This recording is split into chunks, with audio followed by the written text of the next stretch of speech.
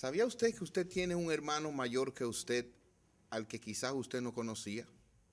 ¿Qué pensaría usted? Probablemente pensaría en pecado. Probablemente diría, bueno, papá o mamá, algo pasó allá en algún momento y yo no sabía, pero dígame quién es. Bueno, yo les voy a hablar a ustedes, a cada uno, de un hermano mayor que usted tiene.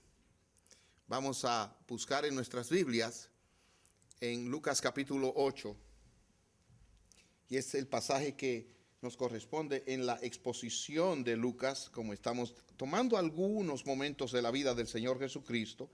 Y este mensaje de hoy está en Lucas capítulo 8, del 19 al 21, y el título del mensaje es La madre, los hermanos y las hermanas de Jesús.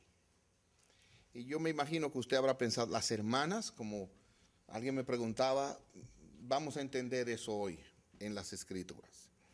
Espero en el Señor. Lucas capítulo 8, del 19 en adelante. Entonces su madre y sus hermanos vinieron a él, pero no podían llegar hasta él por causa de la multitud. Y se le avisó diciendo: tu madre y tus hermanos están fuera y quieren verte. Él entonces respondiendo les dijo: mi madre y mis hermanos son los que oyen la palabra de Dios y la hacen. Vamos a orar. Padre nuestro, gracias por esta palabra y el gozo que tenemos cuando adoramos tu nombre en la iglesia, por la oportunidad tan buena de leer tu palabra, de ahora meditar en estas cosas. Ven, pon tu espíritu y bendícenos. Ven, pon tu espíritu en tu siervo de manera especial con una fresca unción, pero a cada uno abre el entendimiento para que oiga bien y bendiga tu nombre por la enseñanza que el Señor nos deja aquí. Oh Dios, cuánto te necesitamos. En el nombre de Jesucristo oramos. Amén. Si ustedes conmigo ven el contexto de estas palabras que el Señor Jesucristo da, por favor vean solamente el versículo anterior, el versículo 18. Y mire cómo dice ahí. Jesús está hablando: mirad pues cómo oís. Suena extraño, porque dice, miren cómo oyen. Pero ustedes deben entender que Él está haciendo un énfasis en la importancia de oír bien. De oír bien. Y miren cómo Él dice, y esto al principio suena como extraño, ¿verdad? Porque a todo el que tiene se le dará. Y a todo el que no tiene, aun lo que piensa tener, se le quitará. Dice, oye, ¿pero qué pasó ahí? Al que tiene, se le dará más. Y al que piensa tener, se le va a quitar. Realmente, ¿qué quiere decir el Señor? Bueno, es muy sencillo. Oigan bien. Oigan. Él dice, miren bien cómo oyen. Y se lo voy a traducir. El que oye de verdad, recibirá más. Pero el que cree que oye, cuando realmente no oye, aún eso que él cree que oye, no lo va a oír ni lo va a tener. Él está diciendo, hay algo aquí conectado con el oír. Oigan con atención, y si oyen con atención y esa palabra produce el fruto en su corazón, más se le dará. Pero si oye con descuido, si oye con menosprecio, aunque crea que está oyendo, aún eso lo va a perder. Eso nosotros lo podemos poner en el contexto del que él está hablando. Si ustedes se dan cuenta, a partir del versículo 4, aquí Lucas pone lo que otros evangelistas ponen en otro orden, pero él pone aquí la parábola del sembrador. Y si recuerdan, en la parábola del sembrador, el sembrador es el predicador que salió a predicar. Y esa palabra, oiga bien, 4 tipos de terrenos la oyeron, pero solo uno dio fruto. Y eso es lo que él está diciendo. No basta con oír, es necesario que haya un fruto. Es necesario que se vea algo más que oír. Y cuando así es, tendrán más. Pero cuando se oye y nada pasa, eso que se cree tener se va a perder. Es en ese contexto que él está hablando algo así y de repente es interrumpido. Interrumpir no es cosa de buena educación, es mala educación. Y lamentablemente yo tengo que admitir, no sé si por nuestra cultura hispana, pero muchas veces nosotros no dejamos que el otro termine. Y nos metemos ahí. Bueno, en este caso el Señor Jesús está hablando y fue interrumpido, nada más y nada menos que por su propia familia. Su mamá y sus hermanos le interrumpieron. Y es interesante que cuando son interrumpidos, el Señor detiene el discurso y hace inmediatamente una aclaración, una distinción, y es donde vamos a poner nuestros ojos hoy. Noten cómo Él hace una distinción, una declaración aquí. Versículo 19. Entonces su madre y sus hermanos vinieron a Él, pero no podían llegar hasta Él por causa de la multitud. Y se le avisó diciendo: tu madre y tus hermanos están fuera y quieren verte. En otras palabras, deja de hablar porque ellos ahora quieren verte. Interrumpe la enseñanza. Esto es tan importante. Sí, pero para ellos ahora mismo esto no es importante, sino que tú vayas a hablar con ellos. No había emergencia. El Señor entendía lo que pasaba. Y Él entonces dice: no, mi madre y mis hermanos no son ellos, sino estos. Eso es lo que Él está diciendo, aparentemente negando uno y enseñando otro. Pero Él está haciendo realmente una distinción. Y yo quiero que veamos tres cosas aquí con la ayuda de Dios. El primero es una distracción. En segundo lugar, una designación. Y finalmente una distinción. Lo voy a repetir durante el mensaje. Lo primero es una distracción. Lo segundo es una designación. Y lo tercero, una distinción. Veamos en primer lugar una distracción. El Señor Jesús está hablando y es distraído, interrumpido por su propia familia. La familia es la primera institución que Dios crea en el huerto del Edén. Quiero decir, hermanos, que desde la perspectiva de Dios, la familia es más importante que la iglesia. Y tristemente he conocido la historia, he oído, he visto el fruto de siervos de Dios que le dan más importancia a la iglesia que a su propia familia, y sus hijos terminan odiando el evangelio, algunos matrimonios destrozados, porque ese no es el orden de Dios. Primero Dios, la familia y después la iglesia. En ese sentido, cuando Dios creó al hombre, dijo: no es bueno que esté solo, y le dio ayuda idónea. Y ahí Dios crea la familia para que Él sea glorificado en esto. La familia exalta a Dios y muestra a Dios, porque el marido es modelo de Cristo, la mujer modelo de la iglesia, y ellos dos son un testimonio de cómo funciona Cristo con la iglesia. Además, es el medio por el cual Dios se agrada en enseñar a los hijos, modelar a los hijos, afectar la vida de los hijos. Sin embargo, observen esto. Cuando entró el pecado, Adán y Eva tenían una unidad tal que estaban desnudos, no se avergonzaban. Entra el pecado, se visten y se separan. Y cuando Dios llama a Adán, Adán inmediatamente pone una división entre él y su mujer y dice a Dios: la mujer que tú me diste, ella me dio de comer y yo comí. Ya comenzó un problema entre ellos. Poco después tienen hijos. Y la Biblia nos cuenta que el primer muerto no es Adán, el hombre más viejo, sino uno de sus propios hijos. Ahora miren, hermanos, que él muera es duro, pero es mucho más duro cuando pensamos que él murió asesinado, joven. Y aún peor, oiga ahora, cuando él murió asesinado por su propio hermano. Y si usted quiere que se lo ponga más difícil, para mí esto es como el extremo. Aún muchísimo, muchísimo peor cuando lo mató el hermano en la iglesia o por un problema de la iglesia. Pastor, pero no había iglesia. Hermano, fue un problema de adoración. Este trajo una adoración que a Dios le agradó, este trajo la otra, él vio que Dios vio esta con agrado, la de él no, y por eso quiso matar al hermano. Y óigame, hermanos, todavía eso se sigue vinando. Gente en la iglesia, hermanos, que se comen unos a otros, siendo hermanos en la fe. Hablaba con alguien recientemente y le decía, oye, para mí es una sorpresa que a veces en el mundo secular se trabaja en más paz que en las instituciones cristianas. Yo no entiendo a veces lo que puede pasar dentro de la relación entre hermanos. Y la Biblia precisamente nos registra casos de hermanos y ejemplos muy tristes, la mayoría de todos ellos. Caín y Abel, ya les dije, Caín mató a Abel. Jacob y Esaú tuvieron un pleito y Esaú le dijo, te voy a matar. José y sus hermanos, los hermanos lo envidiaron y lo vendieron como esclavo. Sus hermanos. David y sus hermanos mayores lo aborrecían y se burlaban de él.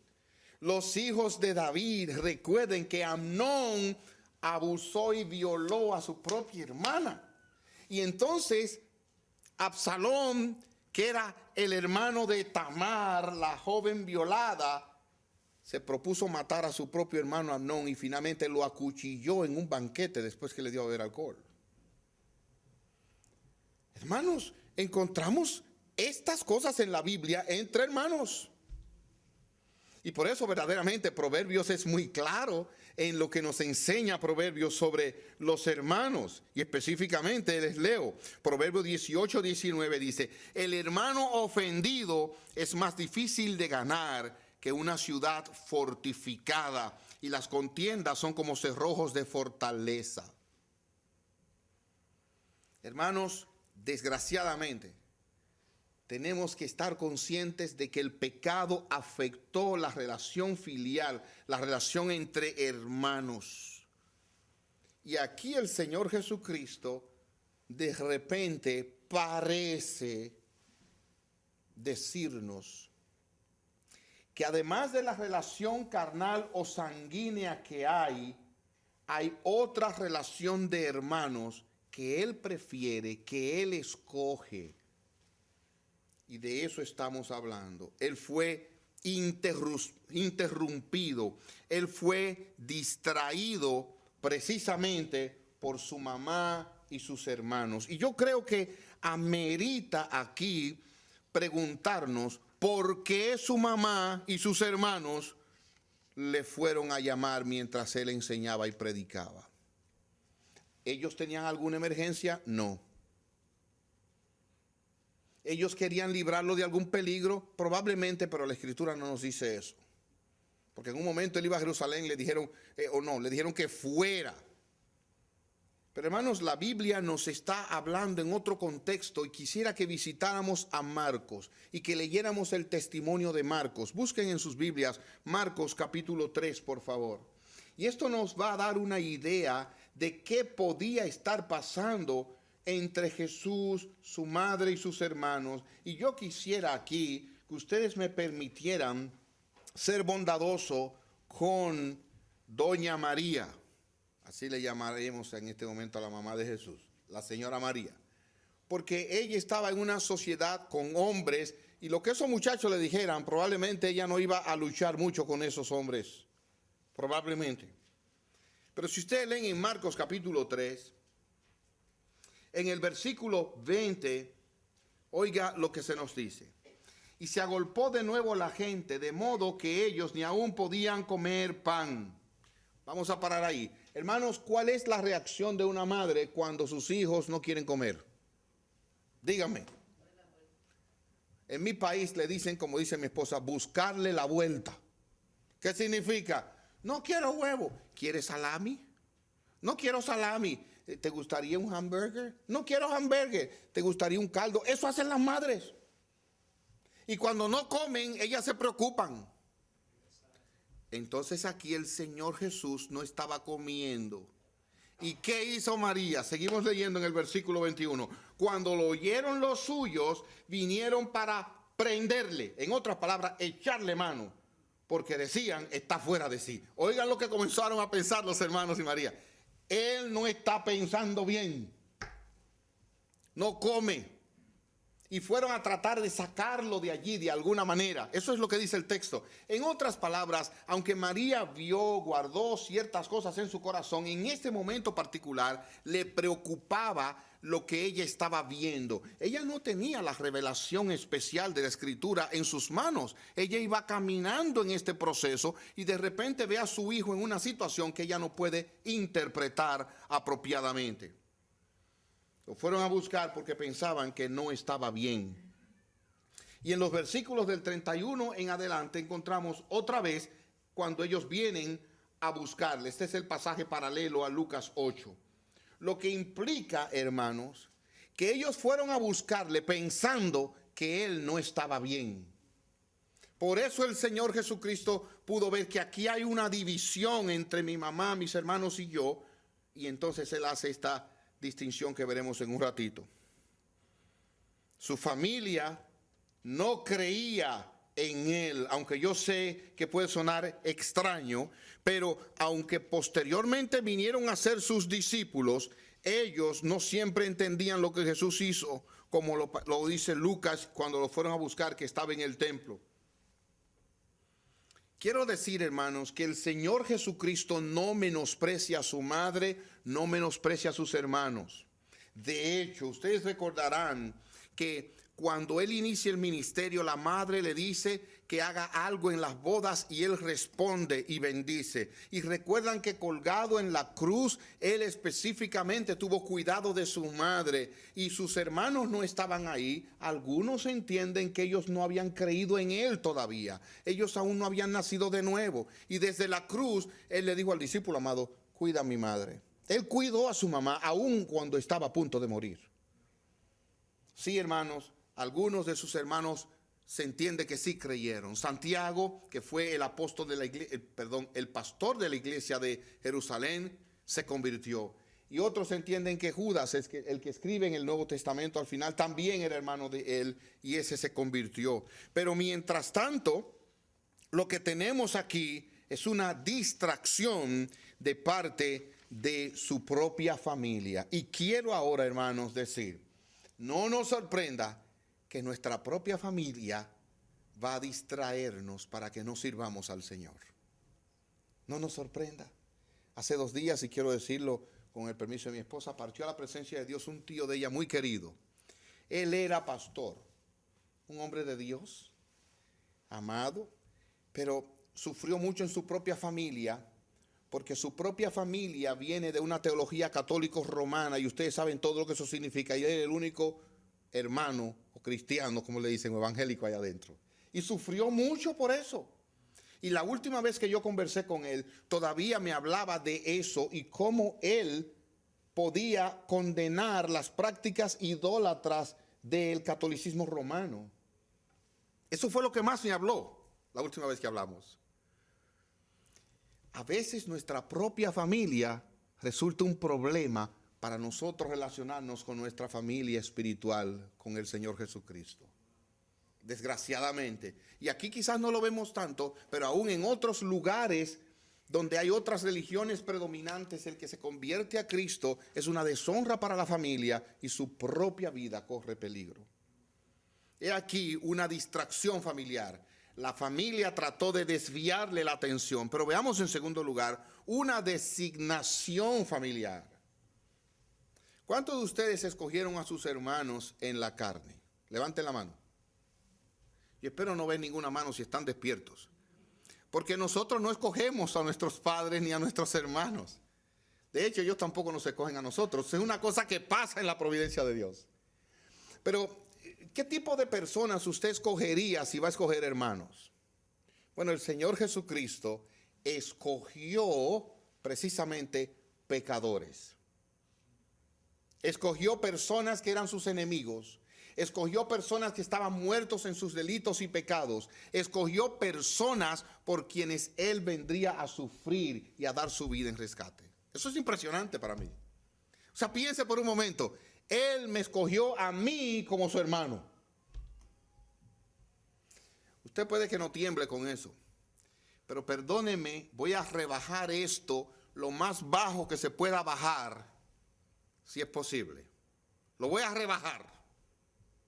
Pero imagínense que usted recibe una carta mañana con un sello real de alguno de los países reales de este mundo irreal, donde le dicen a usted que usted realmente es pariente del rey o de tal o cual reina. O sea, imagínense que cambie el estatus suyo, o sea, el mortgage suyo, ya eso es cosa del pasado, eso no es nada, el mortgage de su casa, eso no es nada de la deuda. Porque ahora usted es una persona de la realeza, de hecho va a tener que mudarse de donde vive, porque las fotografías y la gente tomando fotos y la gente visitando no lo van a dejar vivir. ¿Y por qué? Bueno, pues usted es de la realeza. ¿Ustedes han visto alguna de esas fotos de la realeza, verdad? Bien. Entonces, eso es por muy bajo, muy bajo. Lo que el Señor Jesucristo aquí está haciendo una designación familiar. Vean conmigo en el texto. Vamos a Lucas, por favor, otra vez. Dice él específicamente, mi madre y mis hermanos son los que oyen la palabra de Dios y la hacen. Pero si nosotros consultamos el pasaje paralelo de Mateo capítulo 12, oigan cómo dice Mateo capítulo 12. Versículo 49, es el mismo pasaje, voy a leer el 48.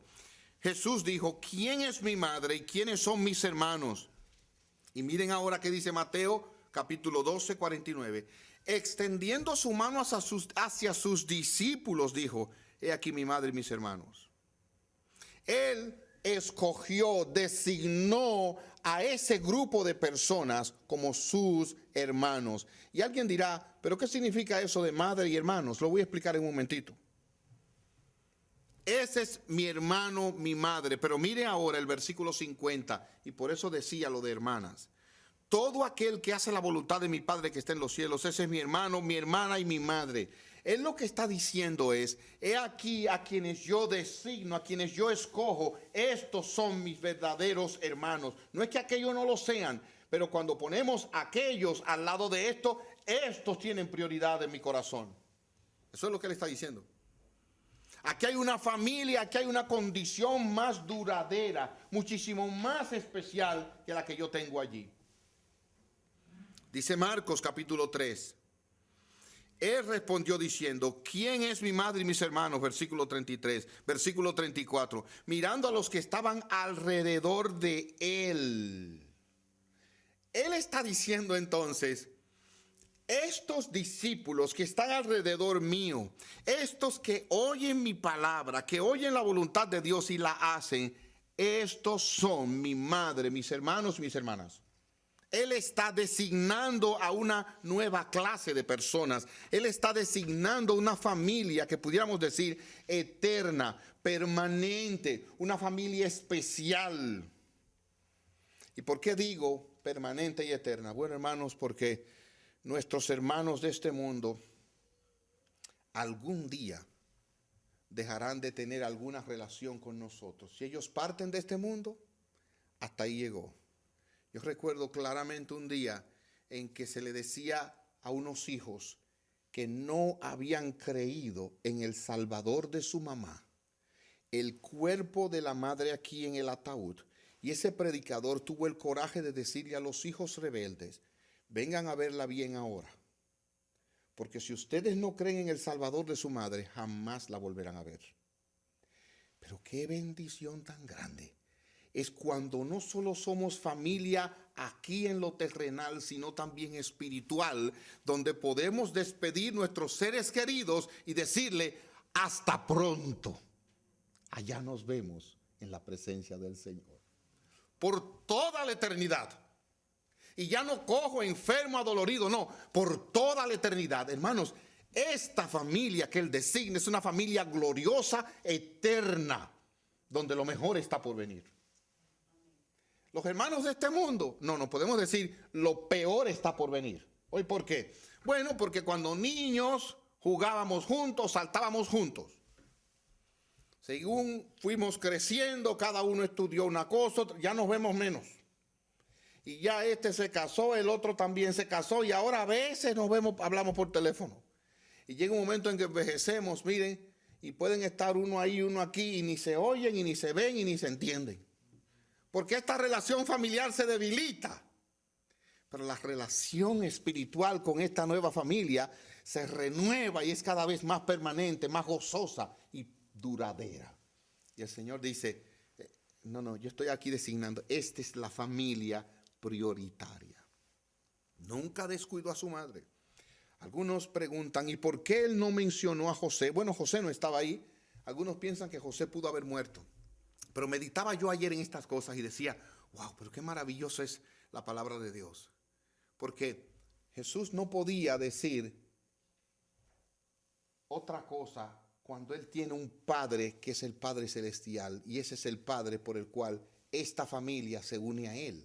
O sea, estos son sus hermanos porque tienen un mismo Padre Celestial. Hermanos, he aquí en otras palabras lo que el Señor está diciendo. La iglesia es una verdadera familia. Sí, hermanos. Por eso es que nosotros nos decimos hermanos. ¿Usted se había pensado por qué que nos decimos hermanos? Hermano, hermana, ¿por qué? Yo recuerdo cuando mis hijos eran pequeños, que uno de ellos decía que cuando a él él se vestía bien, a él le gustaba ponerse el hermano. Y digo, ¿cómo así? Sí, me gusta ponerme el hermano. ¿Saben lo que para él era el hermano? La corbata. Porque en la iglesia todos los hermanos tenían corbata. Decía, ese es un hermano. Y él veía la corbata. Entonces noten aquí. Nos decimos hermanos porque somos una familia, hijos del mismo Padre Celestial, compartimos el mismo espíritu, tenemos la misma morada celestial eterna, por eso somos hermanos. Hermanos.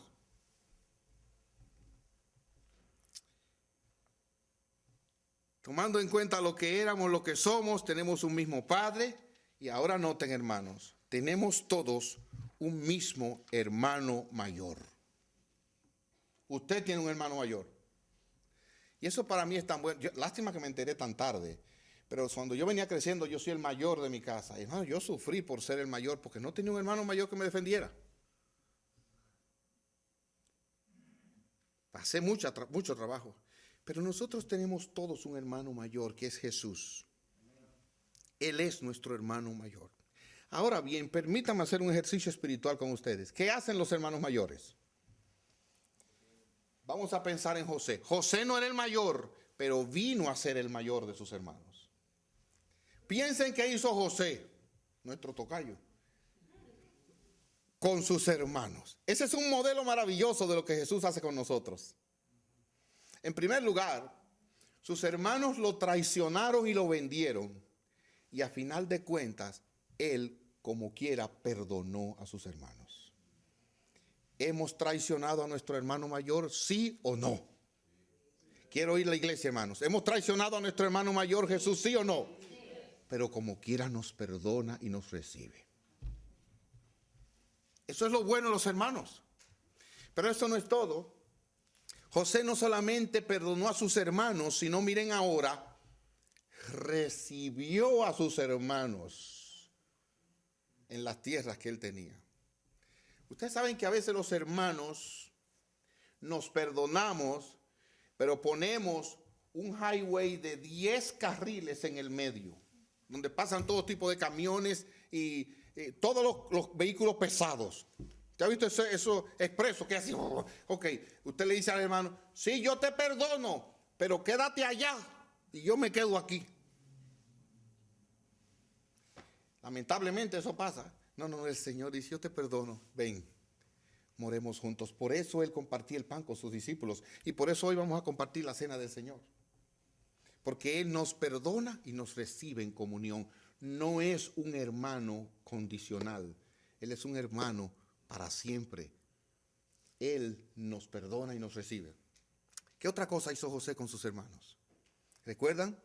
Les dio tierra, les dio de comer y les dio provisión. Hermanos, con este hermano que tenemos en Jesucristo, nosotros tenemos todo bien. No nos va a faltar absolutamente nada porque Él cuida de nosotros. Sí, pastor, pero ¿cómo, hermanos? Les voy a contar. En mi país, particularmente, hay hermanos o hermanas que cuando faltan los padres, ellos toman el lugar de los padres. ¿Ha pasado usted, conocido casos así? Hermanos mayores que vienen a ser los padres y la mamá. Bueno, pues tenemos a uno que también es uno con nuestro Padre Celestial. Por lo tanto, Él nos cuida como nuestros hijos. Y por eso el Señor Jesús le dice a sus discípulos en ocasiones, hijitos. Tenemos un hermano mayor que cuida de nosotros, que nos perdona, nos recibe, nos protege, además de que provee para nosotros. Hermanos, qué bueno es tener un hermano que sale al frente. Perdónenme y guardemos la distancia, pero cuando Amnón abusó de su hermana Tamar, Absalón, que era hermano de padre y madre de Tamar, salió al frente de la muchacha y le dijo al sinvergüenza: yo te voy a matar. El hermano salió a defender. Ese fue un extremo. Y yo no quiero ahora motivar su corazón esperando que el Señor mate a ciertas personas que le ha hecho daño a usted. No. Pero Él ha dicho: mía es la venganza, yo pagaré. El Señor es el que nos defiende. Él es nuestro hermano mayor. ¿Ustedes se acuerdan cuando a Él lo fueron a arrestar? ¿Qué hizo Él con sus discípulos? Él dijo: aquí estoy yo, arréstenme a mí, déjenlo ir a ellos. Él sigue siendo el que nos protege. Él sigue siendo el hermano mayor que no solamente nos perdona, nos recibe, nos provee y ahora también nos protege. Él es también nuestro protector. Ahora, mis amados hermanos, qué bueno es tener a Jesús como nuestro hermano mayor, porque eso implica también, oiga ahora, que nosotros no andamos nunca solos. Mi hermano mayor está conmigo. Y algo maravilloso que me llena de gran gozo y satisfacción es esto: Él me prefiere a mí, aunque yo no sea fiel a Él. Él me prefiere a mí. ¿Usted sabe cuando hay hermanos preferidos? ¿Recuerdan cuando José recibió a todos sus hermanos? ¿A quién específicamente él mandó a buscar? A Benjamín. Porque ese era el hijo de su mamá. Y cuando él vio a Benjamín, se le hizo un nudo en la garganta. Y no solamente eso, sino que a la hora de sacar la comida, a ese le dio una doble porción. Y yo me imagino a José aguantando las lágrimas y viendo a Benjamín comiendo, diciendo: mi hermano, mi hermanito, mi hermanito. Así nuestro Salvador se deleita en nosotros, a pesar de lo que somos. Bendito sea Jesucristo. Es un gran hermano. Eso es lo que él dice, y esa es la familia designada, sus discípulos. Y si todo eso fuera poco, hermanos, hay algo más. Él se dio a morir en la cruz por nosotros. Dio su vida por sus ovejas, sus hermanos. Pero quiero ahora terminar brevemente en el tiempo que tengo con una distinción familiar. Miren que he visto: una distracción familiar, una designación familiar, pero ahora miren, una distinción familiar. ¿Qué es lo que distingue esta familia? ¿Qué es lo que hace a esta familia identificable? ¿Qué es lo que la separa de las otras familias de este mundo? Hermanos, óiganlo bien. Volvamos a Lucas capítulo 8. El versículo 21 de Lucas dice: mi madre y mis hermanos son, ¿qué dice su Biblia? Dos cosas. ¿No? Primero, son los que oyen la palabra de Dios y la hacen. Ahí está el distintivo. Y hermanos, ¿a quiénes nosotros debemos llamar hermanos en la iglesia? A los que oyen la palabra de Dios, si usted ve que la hacen. Nosotros no podemos estarle llamando hermano a todo el que pasa por esa puerta. Porque hay personas dentro de la iglesia que, aunque, óigame, se pongan un letrero de hermano, aunque hablen como hermano, aunque carguen su Biblia como hermano, se corten el pelo como hermano, se vistan como hermano, canten como hermano, coman como hermano, no son otra cosa sino hijos del mismo Satanás. No son hermanos porque ellos saben Biblia, pero no viven Biblia. No aplican las escrituras, no viven conforme a la palabra de Dios. El Señor fue claro.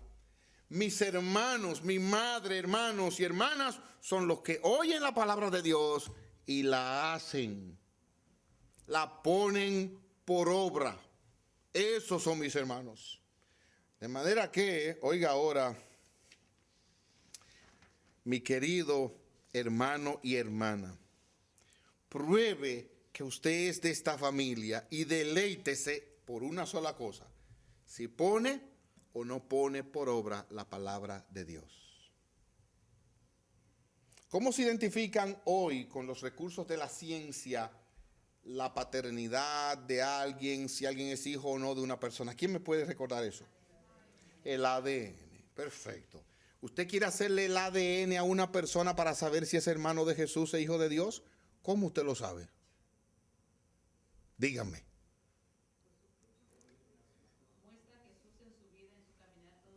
Así mismo. Que él sabe Biblia, pero me la enseña. La pone, oh, pero míralo ahí. Ahora, pastor, se sabe que esto en sentido general se oye muy bien, pero ¿cómo es eso en particular? Hoy yo se lo voy a decir. Lo voy a decir ahora mismo. Busque ahí en Marcos capítulo 12. ¿Cómo es esto en particular? Marcos capítulo 12 le va a dar la respuesta. ¿Cómo se ve esto en particular?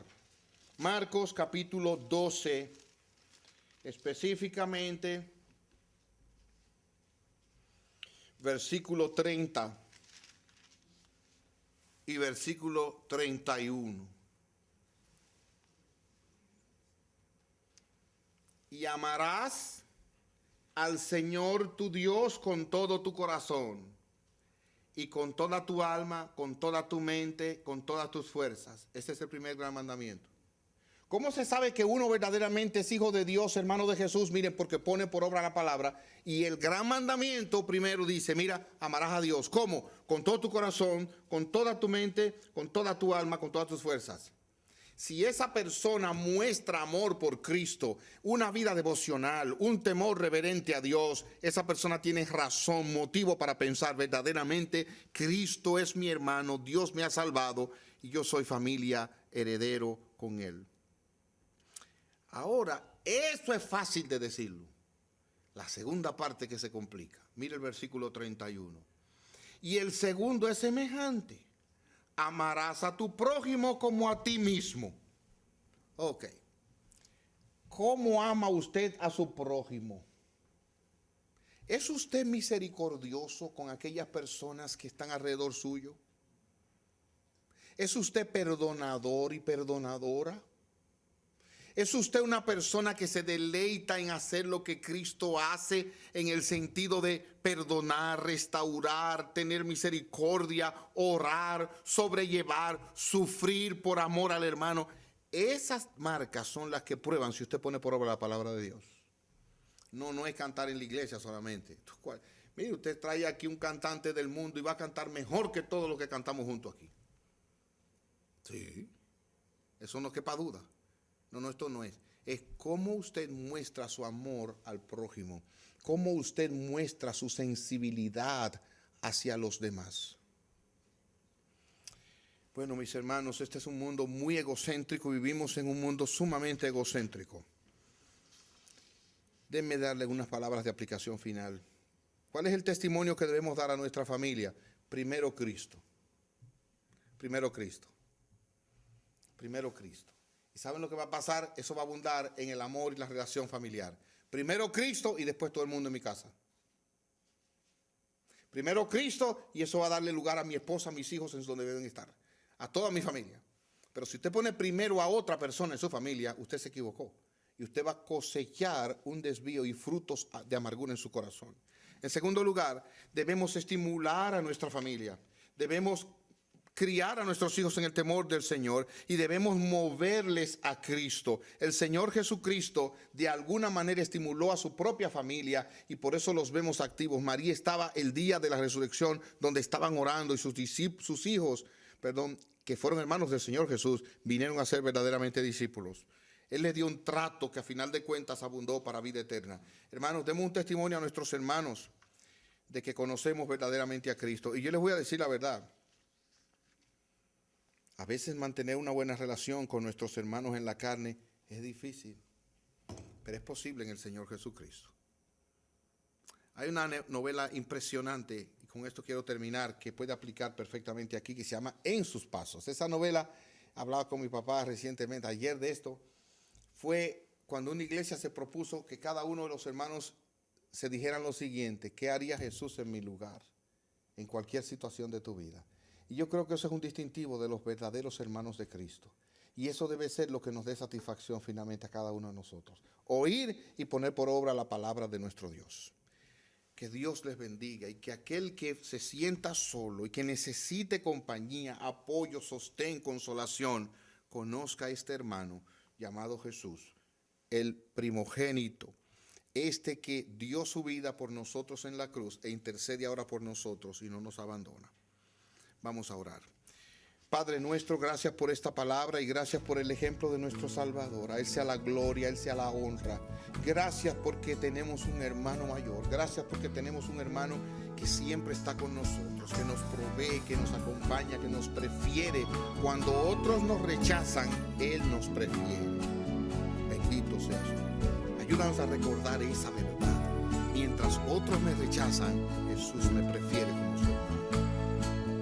Que eso nos aliente y aprovechemos la comunión con Él para hablar con Él, para oír su voz a través de la palabra. Ten misericordia.